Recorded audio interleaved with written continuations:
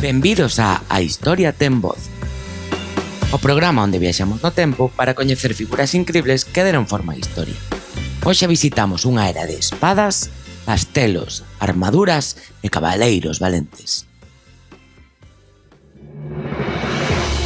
O noso destino o ano 1190, no corazón do reino de Castela, na Península Ibérica. Vive un cabaleiro famoso polas súas fazañas e o seu bigote perfectamente cuidado, Don Rodrigo de Villafuerte. Abróchense os cascos, quero dicir, os cintos de seguridade, porque volvemos á Idade Media en 3, 2, 1... ¡Aloímos!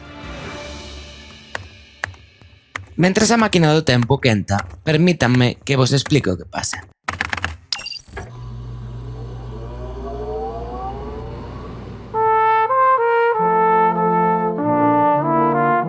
Don Rodrigo naceu en Medinaceli en 1155, hai máis de 8 séculos.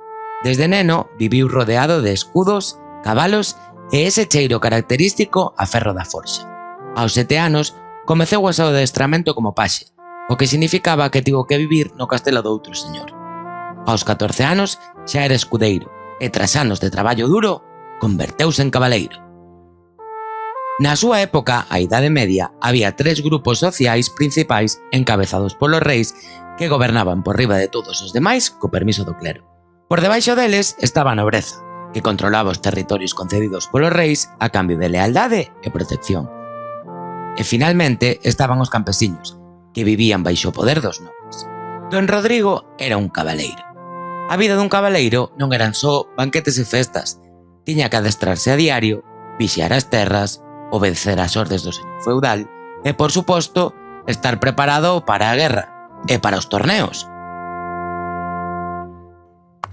3, 2, 1... ¡Despegamos! ¡Imos ao pasado!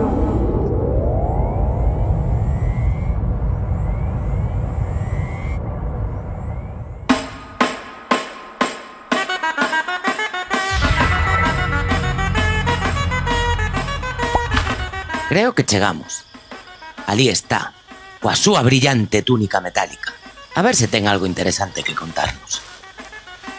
Bos días, nobre cabaleiro. Es ti, don Rodrigo de Villafuerte? Si, bo viaxeiro, e benvido aos meus dominios. Pero por que fala dun xeito tan extraño? Prégolle encarecidamente que se dirixa a min máis formalmente. Que iso de ti? Non ten modais? Tamén vexo que vai vestido dun xeito moi extraño. Onde deixou a súa armadura? Na tinturaría, creo. Estaba un pouco sucia da última batalla. Xa! Entón reza para que hoxe non haxa loita. E que leva posto? Levo posto unha cota de malla que é un tipo de traxe de metal. Protéxeme dos cortes e permíteme moverme con axilidade. Por riba, levo a miña sobreveste, unha especie de túnica sen mangas que mostra o escudo da miña familia. Un lobo sobre fondo dourado. Gústalle? Encántame! E onde vive un cabaleiro como vostede? A miña casa é unha torre fortificada xunto a unha pequena aldea. Non é un gran castelo como o do meu señor, pero ten muros de pedra moi seguros, estábulos para os meus cabalos, celeiros e un gran salón onde recibo os meus hóspedes.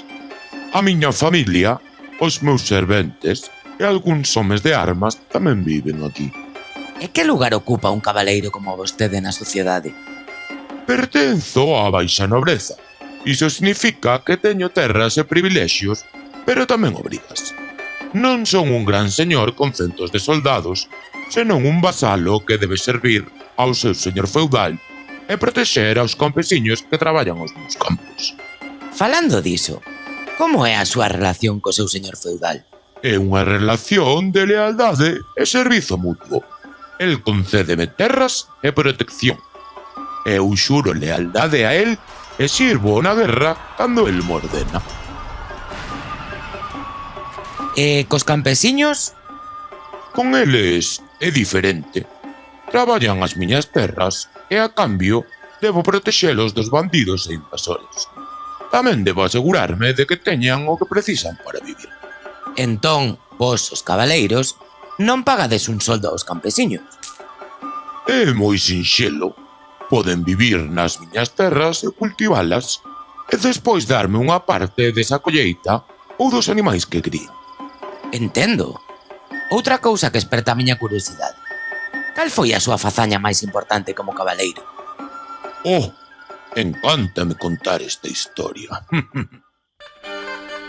Foi no inverno de 1181.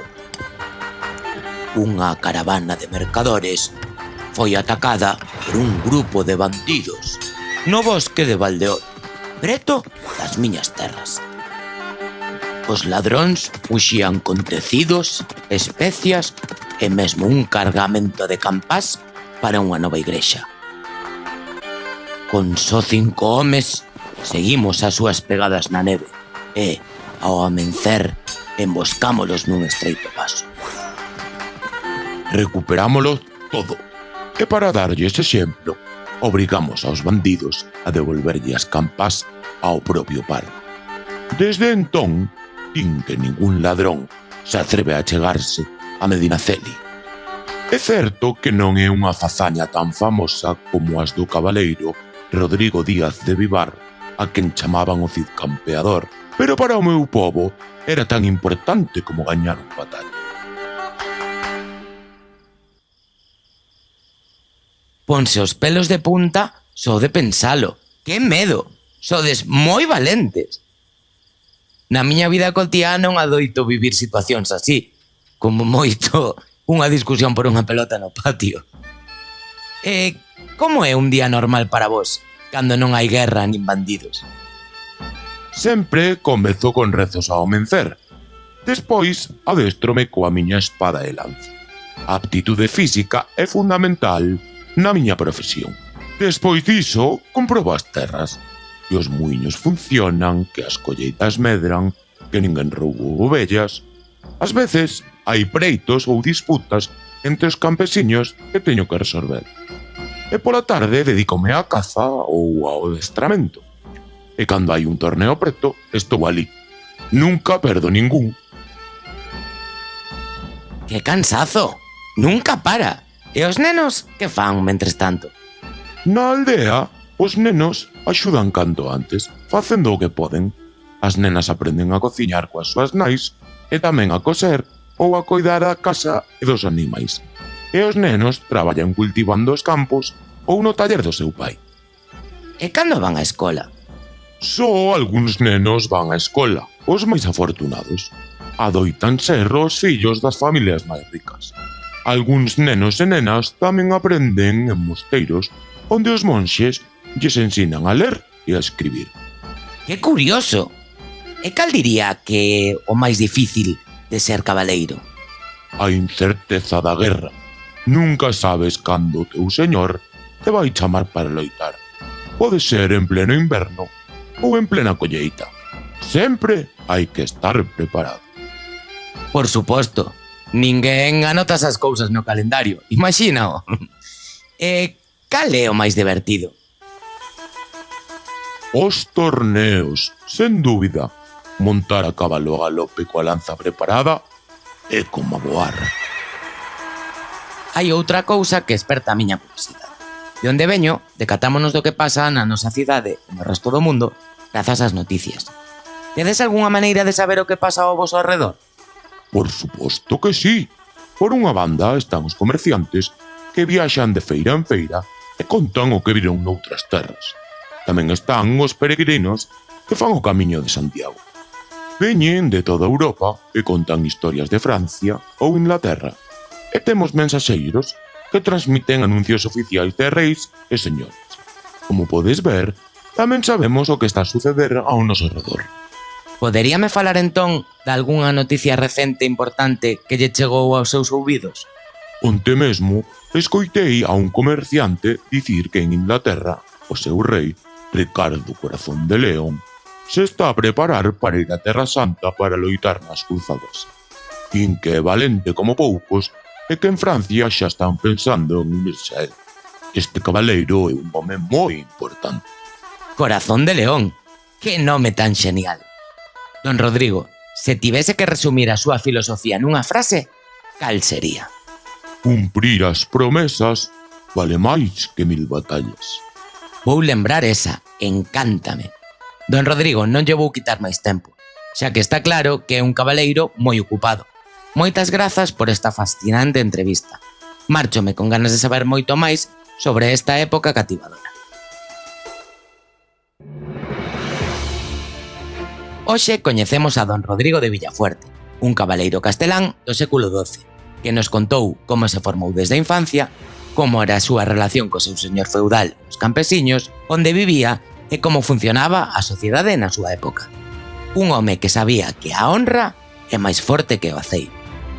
Grazas por acompañarnos nesta viaxe ao pasado. No seguinte episodio, coñeceremos a outra figura que deixou a súa pegada na nosa historia. Non perdades o seguinte capítulo de A Historia ten voz.